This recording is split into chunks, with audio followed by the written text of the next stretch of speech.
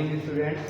आज मैं क्लास 6 के बच्चों को गणित में पढ़ाना चाहता हूं और उसमें कुछ महत्वपूर्ण बिंदु पर पहले हम डिस्कस करेंगे।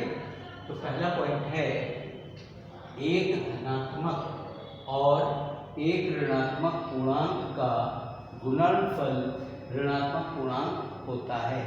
फॉर एग्जाम्पल आपने ले लिया जैसे -3 ये +3 गुणे -4 तो आप देखेंगे प्लस माइनस माइनस काटते 12 माइनस का 12 प्राप्त हो जाता है।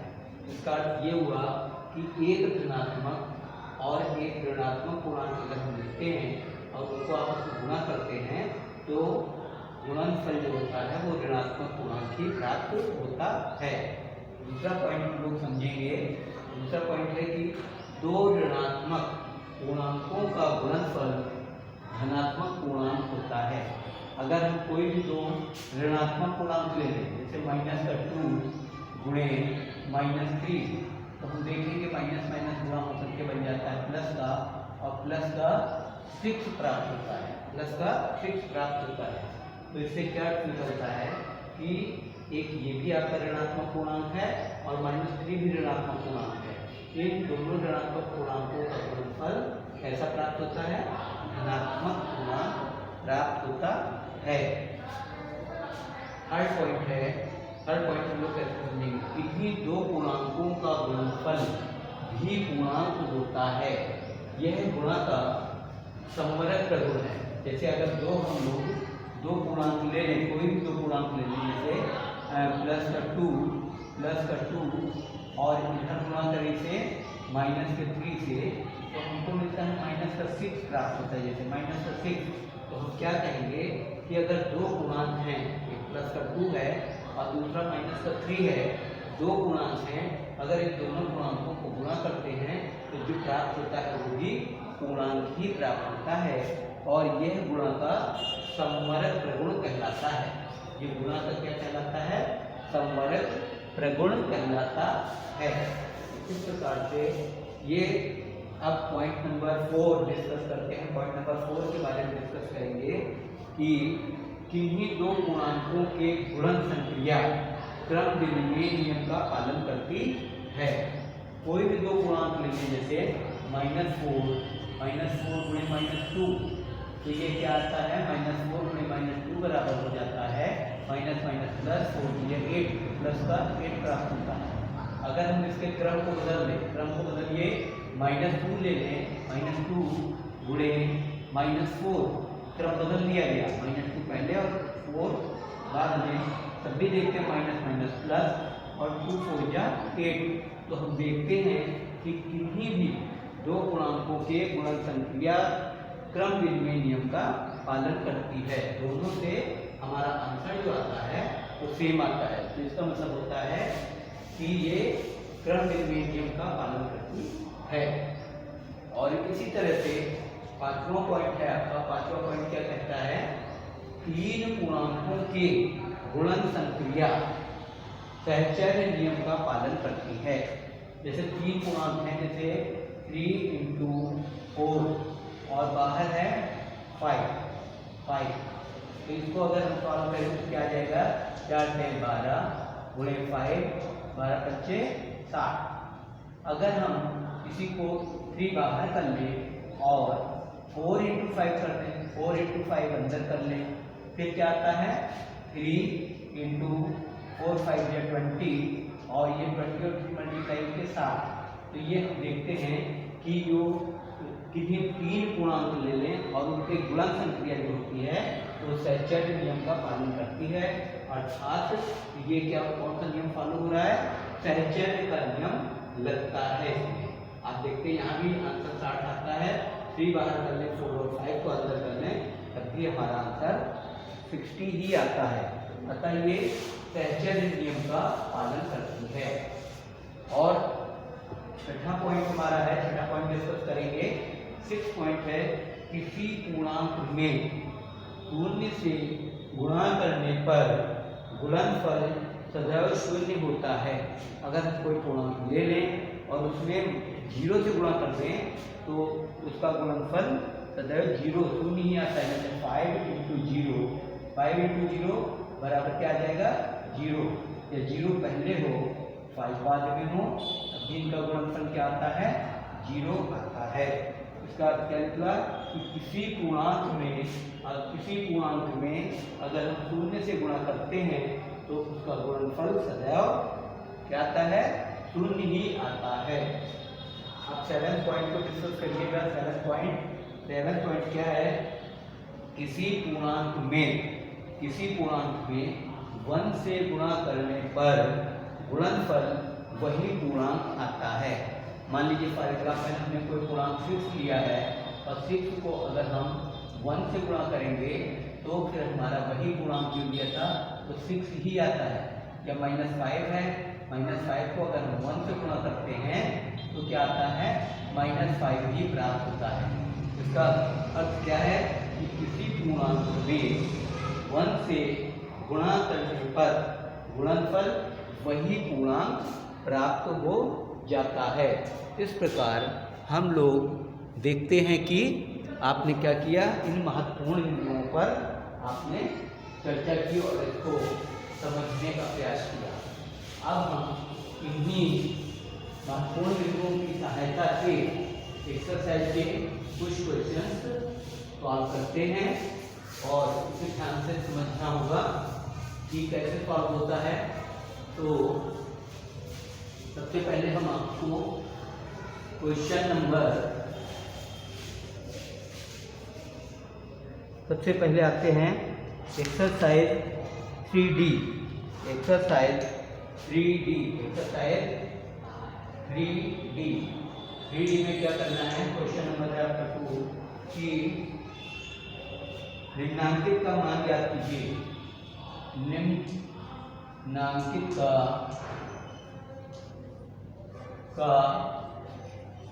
मान ज्ञात कीजिए। निम्नांकित का मान ज्ञात कीजिए। कैसे ज्ञात करेंगे? जैसे पहला है का पार्ट है 8 इंटू -4 इंटू -5। इसको सॉल्व करना है। इसको कैसे सॉल्व करते हैं हम लोग? सॉल्व करेंगे तो देखिए, क्या पहले इसको सॉल्व कर लें, क्या इसे सॉल्व कर लें। 8 इंटू ये हो जाता प्लस 4 इंटू 5 आता है 20, प्लस 4 इंटू 5 20, और ये बन जाता है क्या? 8 0 0 8 जा 16। तो आंसर आपका आता है 160। और इसी प्रकार से हम लोग नेक्स्ट है खा पार्ट है -10 इंटू -10 इंटू -10। ये है, इसको सॉल्व करेंगे। कैसे सॉल्व करेंगे इसको सॉल्व करेंगे प्लस 10 इंटू 10 प्लस 10 इंटू 10 कितना हो जाता है? 100। Plus 10 into 10 100 into -10। अब ये क्या हो जाएगा? प्लस प्लस 100 इंटू 10 का मतलब हो जाता है 1000 गुणा होंगे। और इस तरह से आंसर आपका 1000 प्राप्त हो जाता है। नेक्स्ट क्वेश्चन आता है घा पार्ट का। घा पार्ट आता है -8 इंटू प्लस 57 इंटू 0। इसको कैसे सॉल्व करते हैं? आप जानते हो किसी को भी कैसे पहले सॉल्व कर सकते हैं। तो -8 इंटू किसी भी पूर्णांक को 0 से मल्टीप्लाई करने पे, गुणा करने पे 0 ही प्राप्त होता है। तो इनका मल्टीप्लाई 0। अब आप देखोगे -8 का फिर 0 से मल्टीप्लाई, तो आंसर 0 प्राप्त होता है। हमने अभी पढ़ा था कि किसी पूर्णांक को जीरो से गुणा करने पर जीरो ही प्राप्त होता है। नेक्स्ट है क्या पार्ट है आपका -4 इंटू -8 इंटू -12 इंटू -5 तो आप जानते हो इसमें भी कौन सा नियम लगाते हो, आप नियम लगाते हो कि दो ऋणात्मक पूर्णांकों का गुणनफल हमेशा क्या आएगा, धनात्मक आता है। तो -4 और -8 का गुणा क्या हो जाएगा, 8 और 32। तो ये आ गया आपका प्लस का 32 हो गया। और गुणे इधर देखेंगे माइनस प्लस और 12 पंचे क्या आ जाता है, 12 पंचे 60 आ जाता है। अब इसको सॉल्व कर देंगे तो आ जाएगा 32 गुणे 60 सॉल्व कीजिए। 6 दूनी 12 का 2 1 18 1 19 और 1 0 इसका, तो ये आपका आ जाता है 1920। तो इस तरह से हम लोग इनके मान ज्ञात कर लेते हैं। अब हम लोग नेक्स्ट क्वेश्चन पे आते हैं और वो है आपका क्वेश्चन नंबर बात करते हैं 3। क्वेश्चन नंबर 3 में क्या कहता है कि निम्नलिखित के मान ज्ञात कीजिए। निम्नलिखित के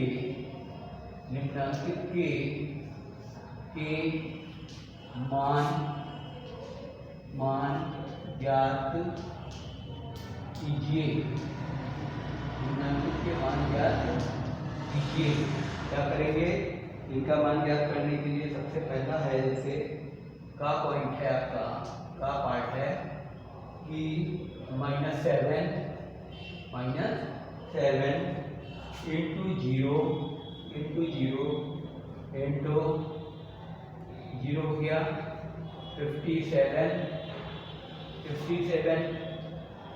इंटू -57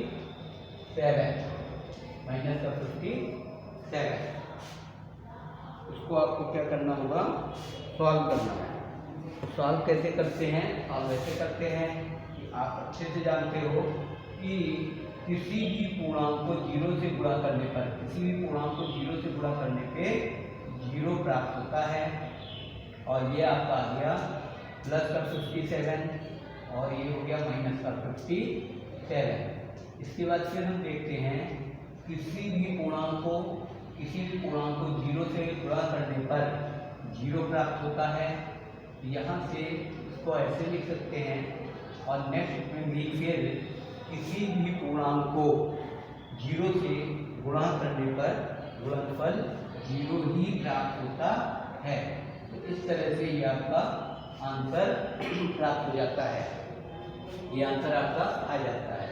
आपने देखा कि किसी भी पूर्णांक को 0 से गुणा करने पर गुणनफल 0 आता है। बाकी आपने नोट कर लिया। फिर इस पूर्णांक को जब 0 से गुणा किया तो फिर 0 हो गया, ये वाला बचा। और इस पूर्णांक को जब 0 से गुणा किया तो आपने देखा आंसर आपका क्या आ जाता है, 0 ही आता है। इस प्रकार से नेक्स्ट पार्ट इसका है था पार्ट हम लोग देखते हैं। था पार्ट है 1456 इंटू 625 माइनस 456 इंटू 625। इसमें हम लोगों को क्या करना पड़ेगा, इसमें हम देखते हैं क्वेश्चन को सॉल्व करने के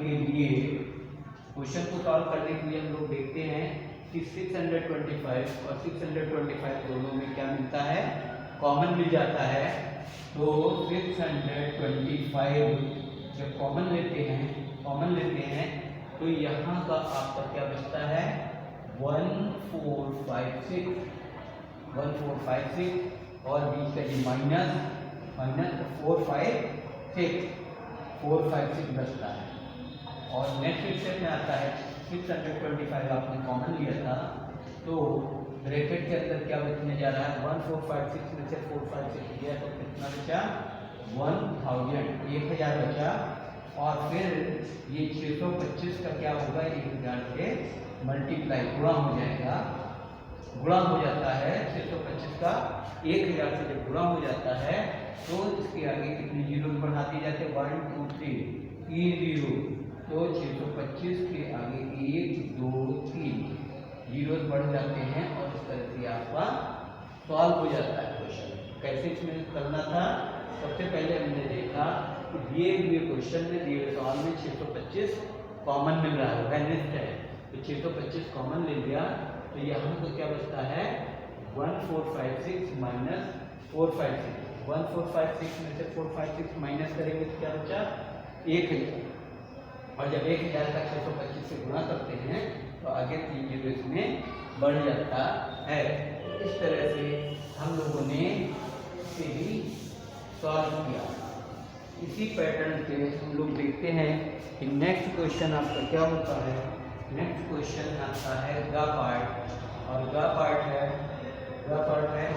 -187 इंटू -54 प्लस -187 इंटू -46 इंटू -46। इस क्वेश्चन को भी आपको कैसे सॉल्व करना है तो हम देखेंगे। इस क्वेश्चन को सॉल्व करने के लिए क्या करना पड़ता है, सबसे पहले देखेंगे कि इनमें 1 माइनस का 187 दोनों में क्या मिल रहा है, कॉमन मिलता है। माइनस का 187 दोनों में कॉमन मिलता है, वैनिस्ट है।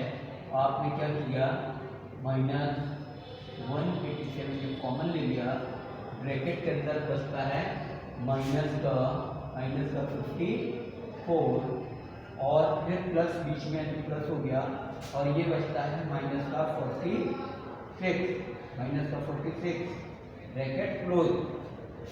इसके बाद क्या करेंगे, -187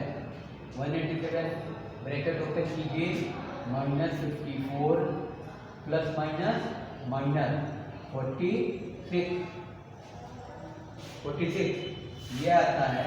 इसका क्या हो जाता है, -187 और ये क्या होता है, दोनों मिलके माइनस, दोनों माइनस के हैं तो माइनस का ऐड करके साइन माइनस का ही होगा, ऋणात्मक होगा। 6 और 4 10, 95 10।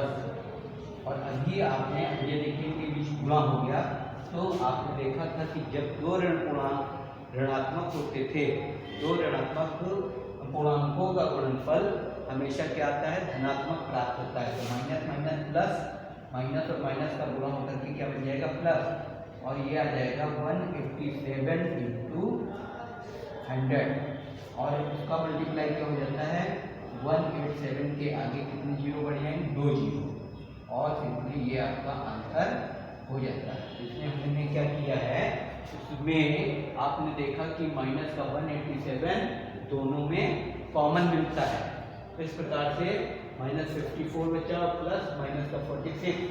अब जब ब्रैकेट ओपन करेंगे तो प्लस माइनस माइनस, और दोनों माइनस कैंसिल ऐड होकर माइनस का 100 बचता है, फिर दोनों माइनस माइनस प्लस बन जाएगा 187 का मल्टीप्लाई 100 से, और आप देखते हो कि आंसर आ जाता है। इस तरह से आप देख रहे हो कि इन क्वेश्चन को हम लोग कैसे सॉल्व कर रहे हैं। समझ में आ रहा होगा आप लोगों को। नेक्स्ट क्वेश्चन है, नेक्स्ट क्वेश्चन हाफ पार्ट है इसका। हाफ पार्ट कैसे होगा देखिएगा, 18764 इंटू 99 माइनस ब्रैकेट में माइनस 18764, ये आपके पास क्वेश्चन है।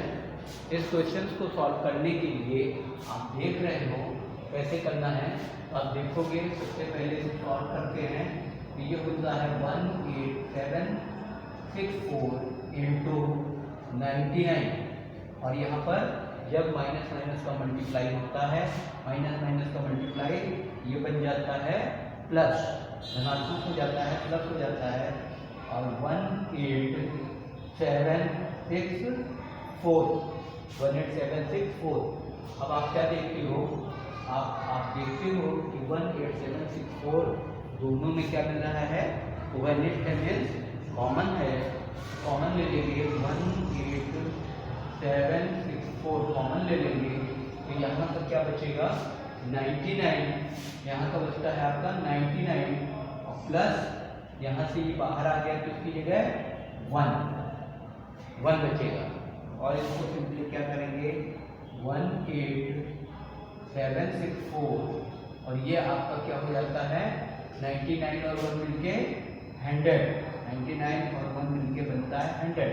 अब इसको क्या करना होता है, मल्टीप्लाई, गुणा कर देंगे ये ऐसे 100 से गुणा, तो आपका ये इसके आगे कितने जीरो लग जाएंगे, 2 जीरो, 18764 और 2 जीरो आगे लग जाते हैं। इस तरह से इस क्वेश्चन को सॉल्व करने के लिए आपने देखा कि सबसे पहले माइनस माइनस मल्टीप्लाई होकर बनता है प्लस, उसके बाद नेक्स्ट स्टेप में आप देखते हो कि 18764 दोनों में कॉमन है, कॉमन ले लेते हैं, तो यहाँ का बचता है 99 प्लस 1, 99 और 1 मिलके क्या होता है 100, फिर 100 का मल्टीप्लाई करने के ये आपको प्राप्त हो जाता है। इस तरह से आप क्वेश्चन को इजीली, आसानी से सॉल्व कर लेते हैं। अब आप देखेंगे अगला क्वेश्चन क्या है, अगला क्वेश्चन है आपके पास, अगला क्वेश्चन आता है अंक का, और ये क्या है, ये है 1534141 इंटू -2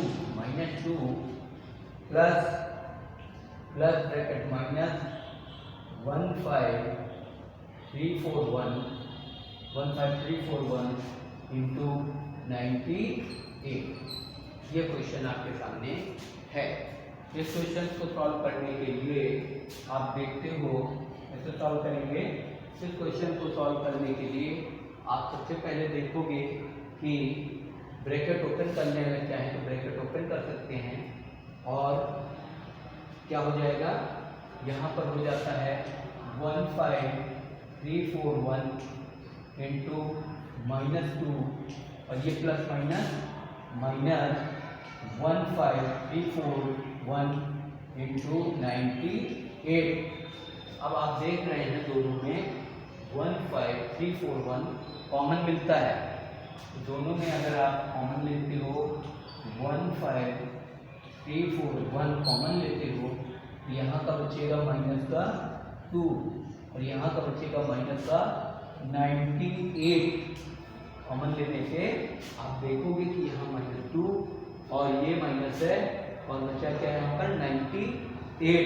तो सॉल्व कर देंगे 15341 ब्रैकेट में क्या आ जाएगा -2 -98। अब हम देखते हैं कि जब दोनों ऋण पूर्णांक हैं तो ऐड हो जाएगा, और साइन किसका होगा, माइनस का ही रहेगा, साइन माइनस का ही रहेगा, माइनस का 100 बन गया, माइनस का 100। आप देखते हो क्या कि ये धन पूर्णांक और ये ऋण पूर्णांक, तो धन पूर्णांक और ऋण पूर्णांक का गुणनफल सदैव क्या होता है, ऋण पूर्णांक ही प्राप्त होता है, ऋणात्मक होता है।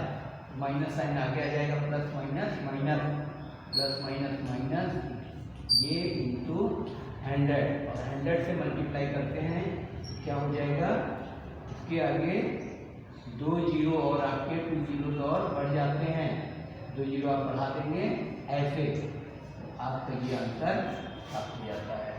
फिर से एक बार समझ लीजिए, क्वेश्चन ऐसे दिया हुआ है, आपने देखा नेक्स्ट स्टेप में प्लस माइनस माइनस ले लिया, इसके बाद आप देख रहे हो कि 15341 दोनों में कॉमन है, दोनों में कॉमन है, तो यहाँ का क्या आ गया माइनस का 2, यहाँ -98, और ये स्टेप आ जाती है -2 -98 दोनों मिलकर माइनस का 100। अब प्लस माइनस माइनस और 100 से मल्टीप्लाई होने के बाद आपका ये आंसर आ जाता है। तो इस प्रकार से हम अगर मान ज्ञात करते हैं तो इनके मान ज्ञात कर सकते हैं। नेक्स्ट अगर हम देखते हैं इनका, नेक्स्ट देखते हैं और एक क्वेश्चन इसको देखते हैं।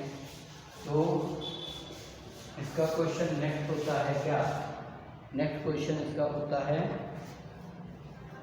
इसका नेक्स्ट क्वेश्चन है चा पार्ट, और चा पार्ट क्या है, माइनस